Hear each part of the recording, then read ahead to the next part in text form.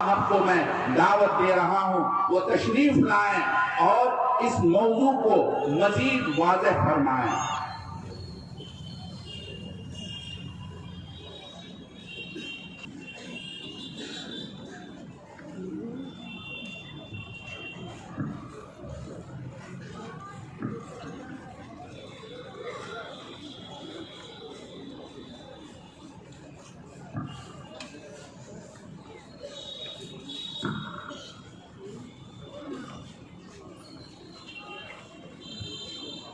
بسم الله الرحمن الرحيم نحمده ونصلي على رسوله الكريم أما بعد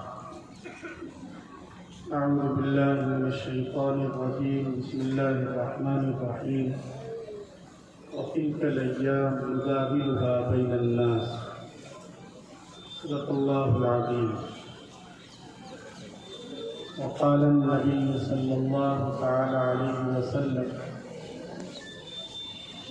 لا يؤمن من لا يأمن جاره بوائقه أو كما قال عليه الصلاة والسلام وعلى آله وصحبه أجمعين۔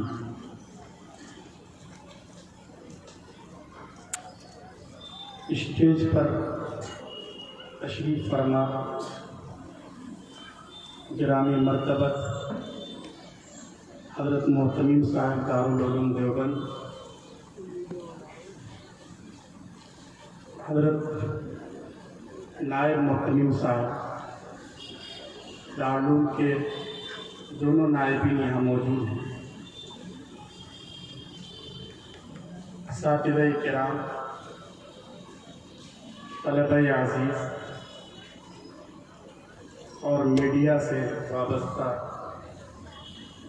جو ہمارے دوسرے دوست حضرات ہیں وہ بھی یہاں موجود ہیں۔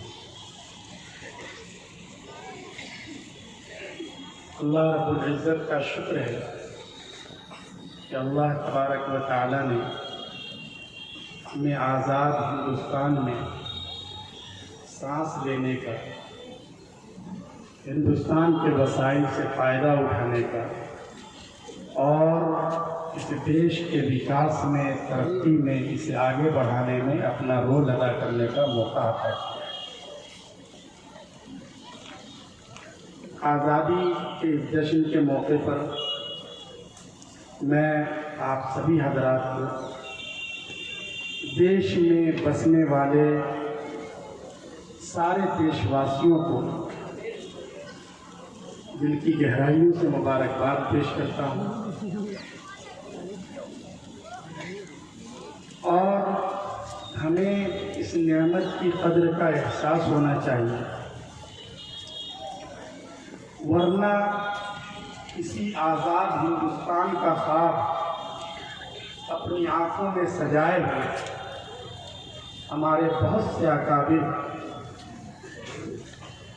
اس دیش کے لیے اپنے آپ کو قربان کر کے دنیا سے چل بسے، لیکن انہیں اپنی ظاہری آنکھوں سے ہندوستان میں جب آزادی کا سورج طلوع ہوا تو اس کی کرنوں کو اور اس کی روشنیوں کو دیکھنے کا موقع نہیں ملا۔ یہ ہماری اور آپ کی خوش قسمتی ہے، لیکن اتنا بڑا دیش جس کو اللہ تبارک و تعالی نے بے پناہ وسائل سے، سورسز سے نوازا ہے، لنکا کے علاقے سے لے کر افغانستان کی سرحد تک جو دیش پھیلا ہوا ہے،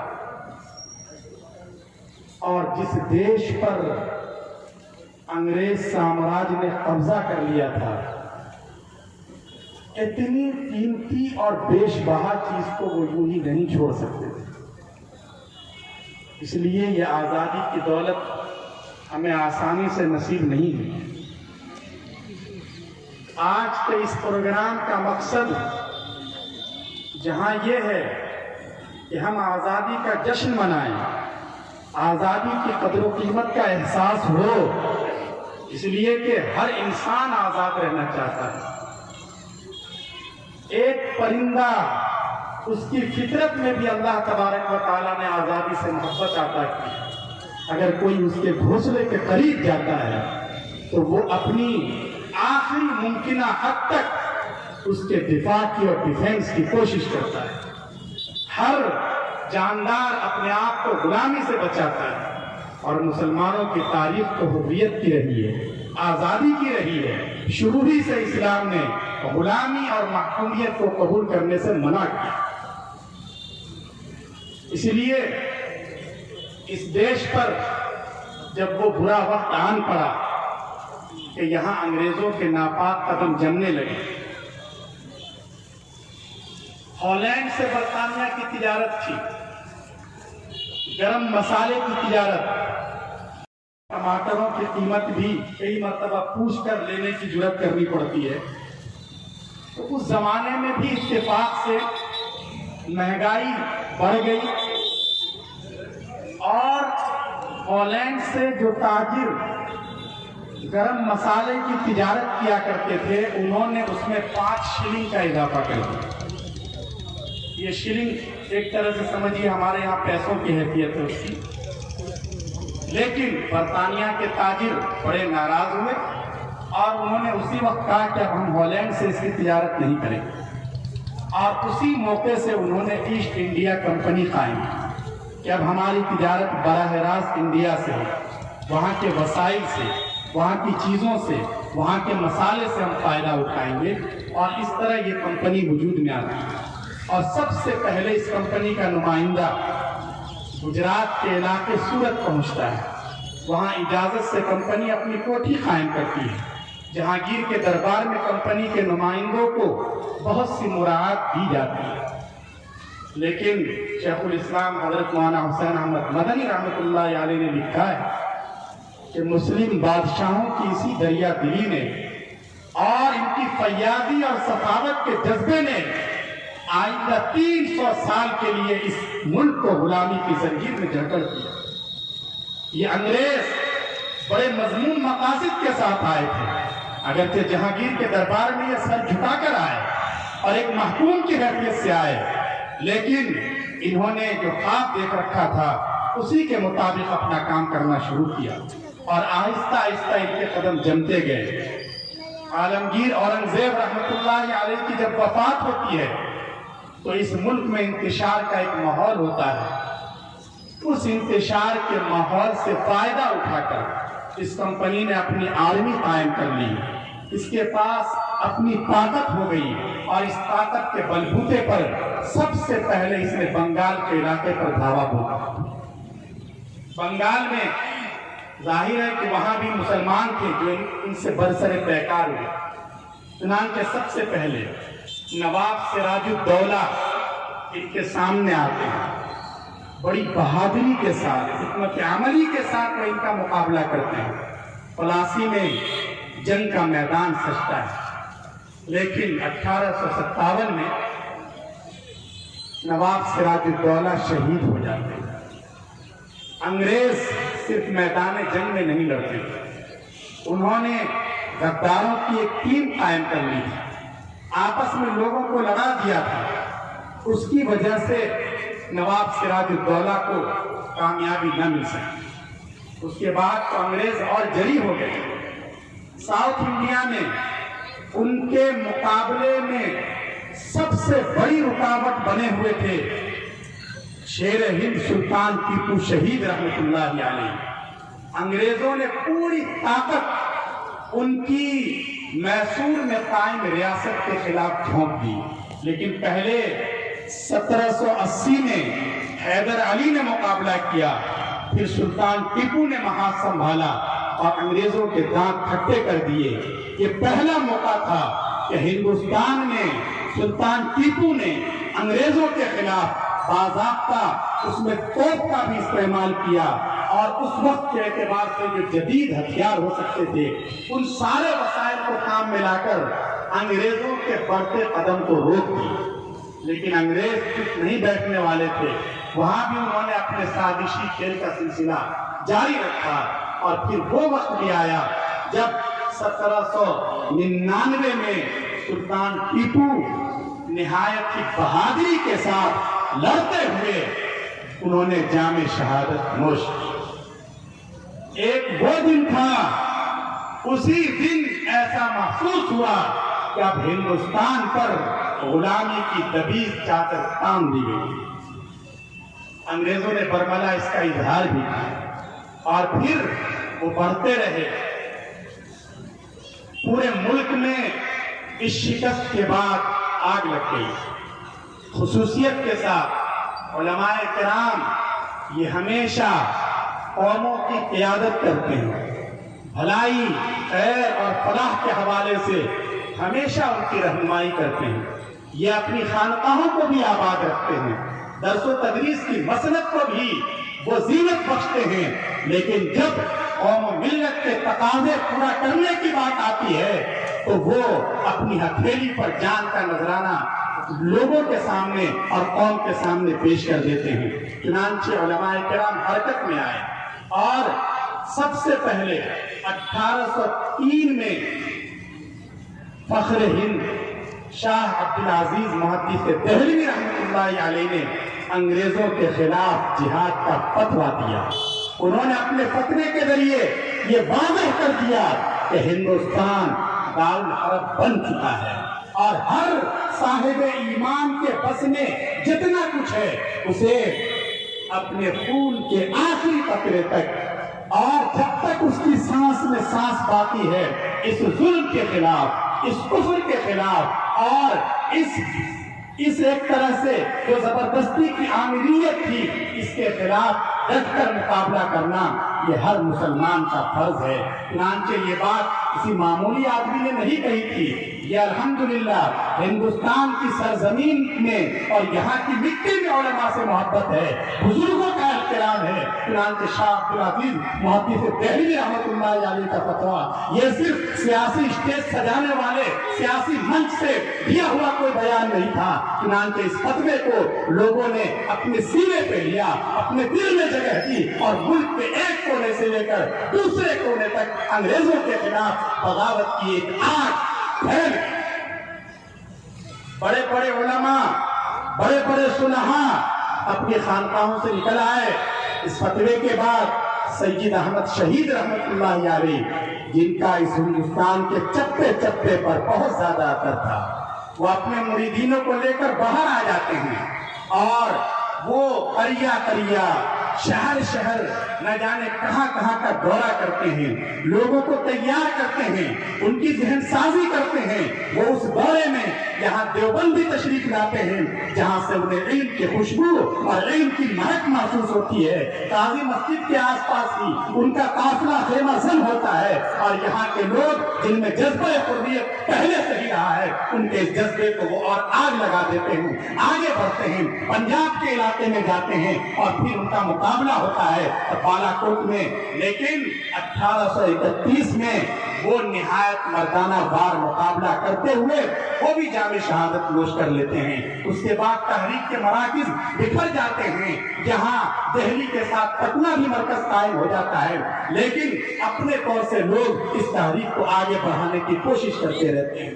یہی وہ دور ہوتا ہے جس دور میں ایسا نہیں ہے کہ سید احمد شہید رحمۃ اللہ علیہ کی شہادت کے بعد یہ جذبہ سر پڑ جاتا ہے، نہیں، بلکہ لوگوں میں یہ جذبہ اور زیادہ طاقت کے ساتھ ابھرتا ہے۔ ہمارے وہ اکابر جن کا خاص کردار ہے دارالعلوم کی تاسیس میں، اس مرکز علمی کی بنیاد میں، وہ اکابر خصوصیت کے ساتھ اس وقت عوام میں آتے ہیں، لوگوں کی قیادت کرتے ہیں، ان کو دلاسا دیتے ہیں، ان کو حوصلہ بخشتے ہیں۔ اس وقت وہ صرف تقریر نہیں کرتے، وہ صرف مضامین نہیں لکھتے، بلکہ باضابطہ وہ فوج تشکیل دیتے ہیں، امیر المؤمنین ہوتے ہیں، سید الطائفہ حضرت حاجی امداد اللہ مہاجر مکی رحمۃ اللہ علیہ، ان کے لیے میمنہ میسرہ کے افسر مقرر کیے جاتے ہیں، وزیر قانون مقرر کیا جاتا ہے، سارا ایک نظام بنتا ہے، ایک اسلامی عمارت ہوتی ہے، اسلامی مملکت ہوتی ہے، اور اس کا پہلا اور اولین ہدف یہ ہوتا ہے کہ کسی طرح ہمیں انگریزوں کا مقابلہ کرنا ہے اور ان کے چنگل سے اپنے اس ملک کو آزادی دلانی ہے۔ یہ جو قافلہ ہے یہ قافلہ ہار نہیں مانتا، اس کے پاس وسائل کی کمی ہے، لیکن اس کے باوجود انہوں نے انگریزوں پر اجتماعیت کے ساتھ کئی ایک ایسے حملے کیے کہ انگریزی فوج بہت زیادہ چوکنا ہوگی۔ حضرت مولانا رشید احمد گنگوہی رحمت اللہ علیہ کی قیادت میں انگریزوں کی آرمی کا، فوج کا جو پورا ایک توپ خانہ سہارنپور سے آگے کی طرف جا رہا تھا، ایک باغ میں بیٹھ جاتے ہیں یہ مجاہدین، اور جیسے ہی انگریزوں کا قافلہ وہاں سے گزرتا ہے اس پر تابڑتوڑ فائرنگ کرتے ہیں، انگریز شکست کھا کر بھاگ جاتے ہیں اور پورا مال غنیمت ان کے ہاتھ آتا ہے۔ اسی میں حضرت حافظ ضامن رحمت اللہ علیہ شہید ہو جاتے ہیں۔ اس طرح یہ کئی محاذ پر یہ تحریکیں چلتی ہیں، پورے ملک میں آگ لگ رہی ہوتی ہے۔ ان ساری تحریکوں کا نقطۂ عروج ہے 1857 کا انقلاب، جسے انگریزوں نے غدر کا نام دیا تھا، لیکن وہ غدر نہیں بلکہ سرفروشی کی تمنا رکھنے والے جو حریت پسند لوگ تھے، انہوں نے خواب دیکھا تھا اور اس خواب کی تعبیر کے لیے وہ سر سے کفن باندھ کر اپنے اپنے علاقوں سے نکل گئے تھے۔ 1857 کا جو انقلاب ہے، اس انقلاب میں یہاں سے عام طور سے لوگ سمجھتے ہیں کہ آزادی کی تحریک شروع ہوتی ہے، لیکن میں نے آپ کے سامنے بہت ہی ڈیٹیل کے ساتھ اس لیے اشارہ کیا تاکہ ہمارے ذہنوں کی تطہیر ہو سکے۔ یہ آزادی کی لڑائی صرف 1857 سے شروع نہیں ہوتی ہے، ہم لوگ 1947 سے جب سے آزادی کا جشن مناتے آئے ہیں، اس سے 200 سال پہلے سے یہ آزادی کی لڑائی لڑی جا رہی ہے۔ افسوس کی بات یہ ہے، اور یہ اس کو خاص طور سے ہمیں دھیان میں رکھنا چاہیے کہ ہم میں سے بھی بہت سے لوگوں کا ذہن یہی بن گیا ہے کہ آزادی کی لڑائی تو اسی کے بعد شروع ہوتی ہے۔ گورنمنٹ آف انڈیا نے جو مجاہدین آزادی کی فہرست مرتب کروائی ہے اور وزیر اعظم صاحب نے اس کا افتتاح کیا ہے، 5 جلدوں میں جو پوری ڈکشنری اور پوری لسٹ شائع ہوئی ہے، اس میں بھی انہی مجاہدین کو لیا گیا ہے جو 1857 سے لے کر 1947 کے بیچ میں جنہوں نے کارنامے اور خدمات انجام دیے ہیں۔ حالانکہ ایسا نہیں ہے، 1857 پہ ایک طرح سے ان چھوٹی چھوٹی تحریکوں کا نقطۂ عروج ہے، ورنہ اس سے پہلے شاملی کا میدان سجایا جا چکا تھا، اس سے پہلے بریلی میں حافظ رحمت اللہ علیہ نبرد آزما تھے، اور اس سے پہلے نہ جانے کتنے مسلمانوں کی اور علماء کی جانیں قربان ہو چکی ہیں اس دیش کی آزادی کے لیے۔ آخر کبھی انہیں بھی تو یاد کرنا چاہیے، کم از کم ان کے ناموں کو، ان کی تحریک کے ناموں کو ان ڈکشنریوں میں ضرور جگہ ملنی چاہیے۔ کیا یہ اس لائق نہیں ہے کہ ان کا تذکرہ کیا جائے صرف اس وجہ سے کہ انہوں نے شروع میں ہی نیو رکھی آزادی کی تحریک کی، انہیں بھلا دیا جائے، چاہے حکومت بھول جائے، چاہے کوئی اور بھول جائے، لیکن ان دیش کی آزادی کے لیے کام کرنے والوں کے جو فرزند یہاں موجود ہیں، جو دیش کی آزادی سے محبت کرتے ہیں، صحیح تاریخ سے محبت کرتے ہیں، کم از کم انہیں اپنے ان بزرگوں کے نام یاد ہونے چاہیے، انہیں ان تحریکوں کے نام یاد ہونے چاہیے۔ جو قوم اپنے بزرگوں کی تاریخ کو یاد نہیں رکھتی ہے، وہ قوم مٹا دی جاتی ہے، اور اس پروگرام کا مقصد بھی یہ ہے کہ یہ حقائق ہمارے سامنے آئے۔ میرے محترم بزرگوں اور دوستوں، 1857 میں طے تھا، مولانا احمد اللہ صاحب اور ان کے رفقا کئی علاقوں میں اس کے لیے باضابطہ محنت کر رہے تھے، اور طے یہ ہوا تھا کہ 31 مئی کو جتنے ہندوستانی ہیں جو فوج میں ہیں، یہ کل، یہ بھی ہمیں نوٹ کرنا چاہیے، انگریزوں کے خلاف بغاوت کا اور انقلاب کا نعرہ دینے والے میرٹھ کے یہ جو سپاہی تھے، ان کی تعداد آن دا ریکارڈ 85 ہے۔ ان 85 سپاہیوں میں 49 مسلمان ہیں اور 36 ہندو ہیں۔ مسلمانوں کا حصہ کبھی بھی کم نہیں رہا، آزادی کی لڑائی میں وہ فرنٹ لائن پہ بھی رہے ہیں، اور پیچھے سے بھی مالی اعتبار سے اور اقتصادی اعتبار سے انہوں نے بھرپور سپورٹ کی۔ آزادی کے آخری مرحلے میں سبھاش چندر بوس نے جب انڈین نیشنل آرمی قائم کی ہے، تو آپ کو یاد ہونا چاہیے کہ ایک مسلمان شخص ہے جس نے اپنی پوری دولت اس قائم ہونے والی نئی آرمی کو دیش کی آزادی کی محبت میں وقف کر دی. یہ میمن عبدالحبیب یوسف تھے، نام بھی یاد رکھنا چاہیے. میمن عبدالحمید یوسف جو بڑے دولت مند تھے، لیکن پوری دولت جو اس وقت کے اعتبار سے جس کی مالیت 1 کروڑ روپے تھی، 1 کروڑ روپے کی اس زمانے میں بہت زیادہ اہمیت تھی، انہوں نے پورے 1 کروڑ روپے انڈین نیشنل آرمی کو عطیہ کر دیا تھا. اور اس طرح ہر طرح سے مسلمانوں نے سپورٹ کی ہے اور اس طرح یہ قافلہ چلتا رہا. لیکن 1857 کے انقلاب میں بظاہر ناکامی ہو گئی. میرٹھ سے یہ فوج دہلی کی طرف بڑھتی ہے، اپنے ساتھیوں کو اس نے جیل کھول کر آزاد کرا دیا اور دلی میں بھی فوج بغاوت کر دیتی ہے. بہادر شاہ ظفر ایک طرح سے اس قیادت کی کمان سنبھالتے ہیں، لیکن پھر انگریزوں کو مدد مل جاتی ہے اور وہ اس تحریک کو بظاہر کامیاب نہیں ہونے دیتے. اس کے بعد کیا ہوا؟ اس کے بعد وہی ہوا جو عام طور سے ظلم کرنے والے ظالم اور ڈکٹیٹروں نے کیا ہے، جو اپنے اقتدار کے خلاف، اپنی سطح کے خلاف، اپنی وچاردھارا کے خلاف، اپنے نظریے کے خلاف ایک لفظ سننا نہیں چاہتے اور اپنے خلاف نظریات رکھنے والوں کو جو موت کے گھاٹ اتار دیتے ہیں، جو ان کے پیروں میں زنجیریں ڈال دیتے ہیں. یہی حال اس وقت کے ان ظالم انگریزوں نے کیا. انہوں نے چن چن کر انتقام لینا شروع کیا. اس میں مسلمان آگے تھے، علماء کرام کے ہاتھ میں قیادت تھی بہت سے علاقوں میں، اس لیے ان کا نزلہ سب سے زیادہ علماء کرام پر گرا. ایک محدود اندازے کے مطابق صرف اس واقعے کے بعد اس الزام میں 5000 علماء کو پھانسی کے پھندے پر لٹکا دیا. پورا یہ جو مین روڈ ہے، ہائی وے، یہاں سے لے کر بہت دور تک پشاور تک جتنے درخت تھے سب پر علماء کی لاشیں لٹکی ہوئی نظر آ رہی ہیں. یہ ہمیشہ رہا ہے ظالموں کا کردار، ڈکٹیٹروں کا یہ کردار رہا ہے، لیکن تاریخ نے سب کو سبق سکھلایا. ہمارے حضرت قاری صاحب دامت برکاتہم نے آج بہت اچھی آیات کا انتخاب کیا تھا جس میں ایسے سارے ظالموں کو آئینہ دکھایا گیا ہے. قرآن کریم نے کہا ہے کہ دیکھو تم جو کچھ بھی کرو گے تمہیں اپنی کارستانی کا انجام بھگتنے کے لیے تیار رہنا چاہیے. یہ ملک اور یہ حکومت اور یہ سلطنتیں تمہیں غرے میں نہ ڈالیں. یاد رکھو یہ سلطنت حقیقت میں اللہ رب العزت کی ہے. اللہ جسے چاہتا ہے اللہ اسے عزت دیتا ہے، جسے چاہتا ہے ذلت دیتا ہے. لیکن انگریز اس حقیقت کو نہیں سمجھ سکے اور کسی بھی طور کا ظالم کبھی اس حقیقت کو تسلیم کرنے کے لیے تیار نہیں ہوتا.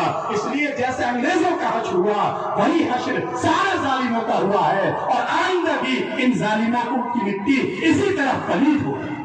یہ فطرت کا قانون ہے، یہ قانون بدلتا نہیں ہے. علماء کے ساتھ بہت زیادہ مظالم ان کے ساتھ بڑھتے گئے، لیکن ہمارے یہ بالغ نظر علماء تھے. حضرت حاجی امداد اللہ مہاجر مکی رحمت اللہ علیہ، حضرت مولانا قاسم نانوتوی رحمت اللہ علیہ، حضرت مولانا رشید احمد گنگوہی رحمت اللہ علیہ، ان حضرات نے جب یہ دیکھا کہ وقت کا تقاضا یہ ہے اور حالات ایسے ہیں کہ ہم شاید میدان جنگ میں ان کے بڑھتے قدم کو نہ روک سکیں، تو انہوں نے اپنی حکمت عملی تبدیل کی اور 1857 کے چند سال کے بعد ہی انہوں نے 1866 میں دارالعلوم دیوبند کی نیو رکھی. آپ اندازہ لگا سکتے ہیں کہ کس پس منظر میں دارالعلوم قائم ہوا ہے. اس لیے دارالعلوم کی مٹی میں آزادی سے محبت ہے. یہاں جو طلبہ تیار ہوئے، جو پڑھانے والے تھے، یہ سب وہ تھے جو آزادی کے لیے اپنا سب کچھ قربان کر دینے کا حوصلہ رکھتے تھے. یہی کی خاک سے شیخ الہند حضرت مولانا محمود حسن دیوبندی رحمت اللہ علیہ اٹھتے ہیں اور انہوں نے پوری پلاننگ کی، اپنے شاگردوں کی ایک ٹیم تیار کی اور انگریزوں کے خلاف بڑی منصوبہ بندی کے ساتھ دنیا کے کئی ملکوں کو انہوں نے تیار کر لیا تھا کہ باہر سے ان کی فوجیں اٹیک کریں گی اور اندر سے یہاں کے جو ہندوستانی ہیں وہ بغاوت کریں گے اور اس طرح انگریزوں کے لیے اپنے قدم کو جمانا مشکل ہو جائے گا۔ انہوں نے اپنے شاگرد حضرت مولانا عبید اللہ سندھی رحمت اللہ علیہ کو، جو اسی دارالعلوم دیوبند کے پروردگار تھے، انہیں کابل بھیجا۔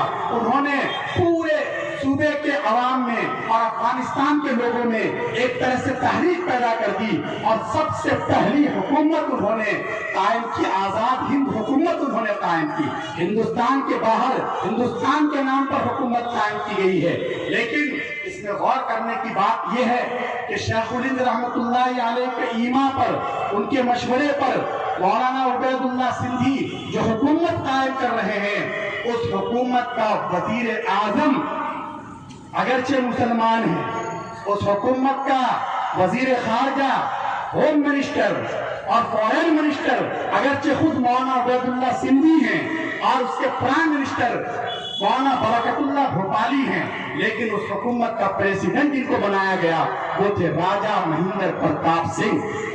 شیخ الہند رحمت اللہ علیہ جو اس دارالعلوم دیوبند کی فکر کے بانیوں میں ہیں اور اس فکر کو آگے بڑھانے والوں میں ہیں، اس دارالعلوم دیوبند کے پہلے طالب علم ہیں، ان کے شاگرد جب کابل میں جا کر ہندوستان کی آزادی کے لیے آزاد ہند حکومت قائم کرتے ہیں تو اس کا پریزیڈنٹ اور صدر وہ کسی اور کو نہیں، حالانکہ وہاں آس پاس سب مسلمان ہیں، پھر بھی وہ راجہ مہندر پرتاپ سنگھ کو انہوں نے بنایا۔ انہوں نے یہ میسج دیا، انہوں نے یہ پیغام دیا کہ اس دیش میں ہندو بھی ہیں، مسلمان بھی ہیں، سکھ بھی ہیں، عیسائی بھی ہیں، ہماری پالیسی صرف اپنے آپ کو پروموٹ کرنے کی نہیں ہونی چاہیے، ہماری پالیسی سب کو لے کر چلنے کی ہے۔ اگر ہم سب کو لے کر چلیں گے تو واقعتاً یہ ہندوستان آگے بڑھے گا، آپس میں بھائی چارہ رہے گا اور ہندوستان میں جو محبت کی خوشبو پھیلی ہوئی ہے وہ محبت کی خوشبو اور زیادہ پھیلے گی۔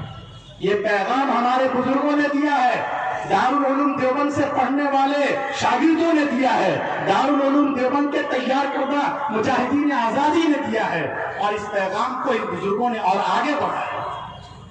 شیخ الہند رحمت اللہ علیہ کی پلاننگ اگر کامیاب ہو گئی ہوتی تو شاید اس وقت ہندوستان کا نقشہ کچھ اور ہوتا، لیکن اللہ کو منظور نہیں تھا اور وہ گرفتار کر لیے جاتے ہیں۔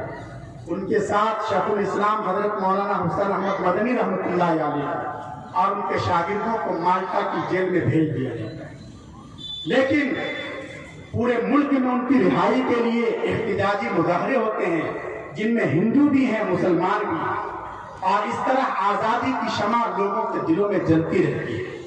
3.5 سال کے بعد شیخ الہند رحمت اللہ علیہ مالٹا کی قید سے واپس آتے ہیں۔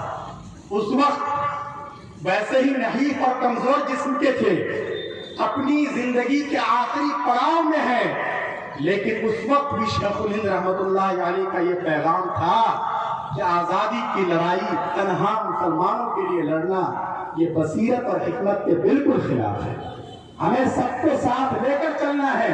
جمعیت علماء ہند قائم ہوتی ہے، ان کے شاگرد، ان کے پروردہ، ان کی فکر سے ہم آہنگی رکھنے والے لوگ اس جماعت کے اولین قائدین میں ہوتے ہیں، اور یہ جماعت آزادی کے لیے اپنی جد و جہد شروع کرتی ہے انہی خطوط پر جو خطوط شیخ الہند رحمت اللہ علیہ نے طے کیے تھے، دارالعلوم دیوبند کے بزرگوں نے طے کیے تھے، اور جمعیت علماء ہند نے اس وقت سرفروشی کے جو جذبات پیش کیے ہیں، آج کے ماحول میں آپ کے لیے اس کا اندازہ لگانا بھی مشکل۔ یہ وہ وقت تھا جب حکومت کے خلاف ایک لفظ بولنا یا ایک لفظ لکھنا بہت بڑا جرم سمجھا جاتا ہے، لیکن جمعیت علماء ہند نے اپنا کنونشن بلایا اور کنونشن میں بہت صاف لفظوں میں مطالبہ کر دیا۔ یہ وہ وقت تھا جب آل انڈیا نیشنل کانگریس وجود میں آ چکی ہے، اس کے بڑے بڑے لیڈر ملک کے کونے کونے میں اپنے پروگرام کر رہے ہیں، لیکن انگریزوں سے وہ چند سیاسی مراعات کے علاوہ کسی چیز کا مطالبہ نہیں کر رہے۔ وہ اپنے حقوق کے لیے اور رائٹس کے لیے لڑ رہے ہیں۔ یہ جمعیت علماء ہند پہلی جماعت ہے جس نے اپنے کنونشن میں کہا کہ ہمیں پورے ملک کی آزادی چاہیے، ہمیں چند رعایتوں کی بھیک بالکل مطلوب نہیں ہے۔ یہ جمعیت نے جب اپنے کنونشن میں یہ مطالبہ منظور کیا ہے، بعد میں جا کر کانگریس نے رد و قضا کے بعد جمعیت کے اس مطالبے کی تائید کی۔ یہ ساری چیزیں آن دا ریکارڈ موجود ہیں۔ ہمارے بزرگوں نے کبھی باطل کے آگے اپنا سر نہیں جھکایا، کبھی اس ملک کی عظمت پر، آن پر، بان پر آنچ نہیں آنے دی۔ شیخ الاسلام حضرت مدنی رحمۃ اللہ علیہ کو گرفتار کر لیا جاتا ہے، ایک مرتبہ نہیں، وہ کئی بار گرفتار ہوتے ہیں۔ ایک گرفتاری اس سلسلے میں ہوتی ہے کہ انہوں نے انگریزوں کے خلاف فتویٰ جاری کر دیا تھا، اس پہ دستخط کر دیے تھے، انہیں کراچی طلب کیا جاتا ہے اور ایک قیدی کی حیثیت سے کراچی کے ایک حال میں انگریز جج کے سامنے پیش کیا جاتا ہے۔ انگریز جج بڑے کرخت لہجے میں پوچھتا ہے، ملزم حسین احمد، کیا تم نے یہ فتویٰ دیا ہے کہ مسلمانوں کا انگریز فوج میں شامل ہونا حرام ہے؟ حضرت مولانا حسین احمد مدنی رحمۃ اللہ علیہ نہایت وقار اور اطمینان کے ساتھ جواب دیتے، حالانکہ اس وقت مولانا محمد علی جوہر موجود ہے۔ اس حال میں وہ حضرت کے قدموں میں پڑ گئے کہ حضرت ذرا تعویل سے اور ہیلے سے اپنے آپ کو بچانے کی کوشش کیجیے، قوم کو اور ہندوستان کو اور اس تحریک کو آپ کی سخت ضرورت ہے۔ لیکن حضرت مدنی اس استفسار پر بڑے ہی اطمینان سے جواب دیتے ہیں کہ جی میں نے یہ فتویٰ دیا ہے، اور ابھی بھی میں یہ کہتا ہوں کہ مسلمانوں کا انگریزی فوج میں شامل ہونا حرام اور اسلام سے غداری ہے۔ جج پریشان ہو جاتا ہے، پہلو بدل کر وہ نہایت سخت لہجے میں پوچھتا ہے، ملزم حسین احمد، کیا آپ کو معلوم ہے اس کی سزا کیا ہے؟ حضرت مدنی رحمت اللہ علیہ، اللہ کی کروڑوں رحمتیں نازل ہوں ہمارے ان بزرگوں کی تربتوں پر، جنہوں نے کبھی بھی باطل کے سامنے سر نہ جھکانے کا ہمیں درس دیا ہے، انہوں نے بڑے اطمینان سے اپنے بغل میں دبا ہوا کپڑا انگریز کی میز پر رکھتے ہوئے کہا کہ سزا معلوم تھی، اس لیے یہ کفن کا کپڑا دیوبند سے ساتھ لایا ہوں تاکہ جب مجھے تختے دار پر لٹکایا جائے تو مجھے اپنے کپڑے میں دفن کیا جائے، انگریز کے کپڑے میں نہیں۔ یہ ہمارے بزرگوں کی تاریخ ہے۔ لندن میں گول میز کانفرنس ہوتی ہے، وہاں لوگوں کے اپنے مطالبات ہیں، لیکن مولانا محمد علی جوہر قسم کھا لیتے ہیں کہ نہیں، ہمیں اپنے ملک کی آزادی سے کم کوئی چیز منظور نہیں ہے، یا تو ہمیں ملک کی آزادی کا پروانہ دو یا یہ کہ دفن ہونے کے لیے 2 گز زمین دے دو۔ انہوں نے قسم کھا لی کہ میں اب اپنے غلام ملک کا یہ چہرہ نہیں دیکھنا چاہتا۔ اللہ رب العزت نے ان کی لاج رکھ لی، اور جب وہ واپسی کا ارادہ کر رہے تھے، راستے میں ہی ان کا انتقال ہو جاتا ہے، اور حکومت اپنے خرچ پر ان کی نعش کو فلسطین پہنچاتی ہے، اور انبیاء کی پاک اور مقدس سرزمین میں ہمیشہ کے لیے وہ آسودہ خواب ہو جاتے ہیں۔ یہ ہمارے بزرگوں نے اس وقت آزادی کی لڑائی کے لیے مہمیز کا کام کیا ہے، اور یہ چراغ سے چراغ جلانے کا یہ سلسلہ چلتا رہا۔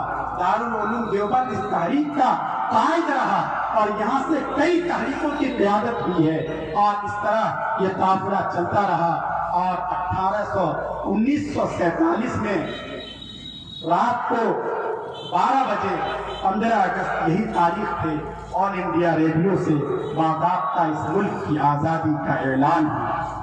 لیکن اس دن کا جو صبح کا سورج طلوع ہوا تھا، لوگ اس کی کرنوں میں جشن منا رہے تھے، ایک دوسرے کو پھول تقسیم کر رہے تھے، مٹھائیاں کھلا رہے تھے، لیکن اس کی کرنوں میں ہمارے ان ہزاروں اور سینکڑوں بلکہ لاکھوں علماء کے خون کی سرخی بھی شامل تھی، جنہوں نے اپنے آپ کو اس دیش کی آزادی کے لیے قربان کر دیا۔ یہ ہمارے اس ملک کی تاریخ ہے، ہمارے بزرگوں کی تاریخ ہے۔ نئی نسل کو یہ سب سمجھنا چاہیے، یہ جاننا چاہیے۔ مسلمانوں کی کمزوری یہ ہے کہ وہ تاریخ ساز تو ہیں، وہ تاریخ بناتے ہیں، لیکن جب تاریخ نویسی ہوتی ہے، تاریخی چیزیں مرتب کی جاتی ہیں، تو کبھی وہ خود ہی اپنے آپ کو الگ کر لیتے ہیں، یا جو لوگ تاریخ لکھنے والے ہوتے ہیں وہ اپنے خاص ایجنڈے کے تحت انہیں سائڈ پہ کر دیتے ہیں۔ یہ بہت بری بات ہے۔ تاریخ کے ساتھ ناانصافی یہ اچھی چیز نہیں ہے۔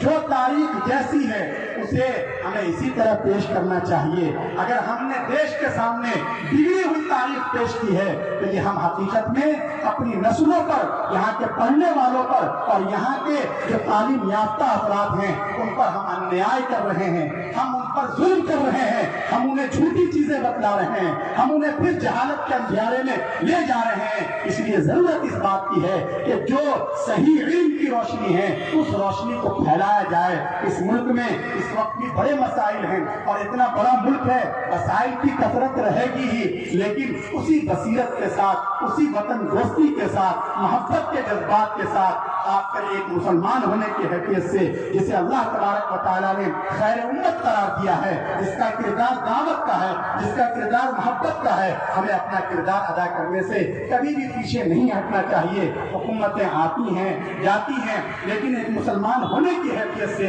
وطن کے حوالے سے ہمارے اوپر جو قرض ہے اور اس کے جو تقاضے ہیں ہمیں انہیں ضرور ادا کرنا ہے۔ میں نے جو روایت پڑھی ہے اس روایت میں رسول اکرم صلی اللہ علیہ وسلم نے یہ تعلیم دی ہے کہ کوئی بھی مسلمان ہوگا اس کے دل میں انسانیت سے محبت ہوگی، لوگوں کے کا خیال رکھے گا۔ وہ مسلمان صرف وہ نہیں ہے جو اپنے لیے جیتا ہے، تم خیر امہ، مسلمان تم بہترین امت ہو۔ بہترین امت اس لیے نہیں ہو کہ تم بہت نمازیں پڑھتے ہو، بہت روزے رکھتے ہو، بہت عبادتیں کرتے ہو، یہ چیزیں پچھلی امتوں میں بھی تھیں اور یہ چیزیں تو ہمارے لیے فرض ہیں، یہ تو ہمیں کرنا ہی ہے۔ قرآن کریم کہہ رہا ہے تم بہترین امت اس لیے ہو اخرجت للناس، اس لیے کہ تم دوسروں کی نفع رسانی کے بارے میں سوچتے ہو۔ تمہارے دل میں صرف اپنی محبت نہیں ہوتی، اپنی فکر نہیں ہوتی، بلکہ تمہارے دل میں دوسروں کی بھی فکر ہوتی ہے۔ اگر محلے میں آگ لگتی ہے تو تمہیں صرف اپنے گھر کی آگ بجھانے کی فکر نہیں ہوتی، بلکہ تمہیں پڑوسیوں کی آگ بجھانے کی بھی اس لیے اتنی فکر ہوتی ہے۔ اس لیے تم خیر امت ہو، بہترین امت ہو۔ اس لیے مسلمانوں کو اپنا کردار ادا کرنا ہے۔ اس وقت حالات یقیناً بہت زیادہ ناگفتہ بے ہیں اور مسلمانوں کے لیے طرح طرح کی پریشانیاں ہیں، کئی طرح کے شکنجوں میں انہیں کسا جا رہا ہے، فرقہ وارانہ فسادات کا سلسلہ ہے، ان کے املاک پر بلڈوزر چلائے جا رہے ہیں، لیکن ان حالات کے باوجود بھی ہمیں مایوس نہیں ہونا ہے۔ یہ فرقہ پرست طاقتیں یہ چاہتی ہیں، ان کا پہلا ایم یہ ہے کہ کسی طرح مسلمانوں کے حوصلوں کو پست کر دیا جائے، یہ اس پوزیشن میں نہ رہے کہ کوئی ڈیسیژن لے سکیں، کوئی فیصلہ لے سکیں۔ لیکن ایسے موقع پر ہمیں بڑی اہمیت کے ساتھ، بڑی حکمت کے ساتھ اور بڑے حوصلوں کے ساتھ کھڑا رہنے کی ضرورت ہے۔ حالات ہمیشہ ایک جیسے نہیں رہتے، حالات میں تبدیلی آتی ہے اور یہ فطرت کے کچھ اپنے نظام ہیں، اس کے مطابق ہمیں اپنے آپ کو بھی سدھارنا ہے۔ ہمارے اندر دین پر عمل کا بے پناہ جذبہ ہونا چاہیے۔ اللہ پاک نے ہمیں جو آزاد ہندوستان کے آزاد فضائیں دی ہیں تو ہم سب سے پہلے اللہ کے غلام ہیں، اللہ کے محکوم ہیں۔ ہم اللہ کے علاوہ کسی بھی منش کی اور کسی بھی سنستھا کی اور کسی بھی طاقت کی اور پاور کی ہم غلامی قبول نہیں کر سکتے، لیکن ہمیں اس کی غلامی کی بندھن میں مضبوطی کے ساتھ بننا پڑے گا۔ ہمارے اندر بھی امانت ہو، ہمارے اندر خودداری ہو، ایک دوسرے کے لیے مرنے مٹنے کا جذبہ ہو، سچائی اور وفا، ایک دوسرے سے کیے گئے وعدے کو نبھانے کا ہمارے اندر جذبہ ہو۔ ہم صحیح معنوں میں مسلمان ہیں اور ہم جب جتنے اچھے مسلمان ہوں گے اتنے ہی اچھے ہم اس دیش کے لیے اور یہاں کے وکاس کے لیے اور یہاں کی ترقی کے لیے اپنا کردار ادا کر سکیں گے۔ اللہ تبارک و تعالیٰ مجھے بھی توفیق دیں، آپ حضرات کو بھی توفیق عمل سے نوازیں۔ آمین۔ وآخر دعوانا الحمدللہ۔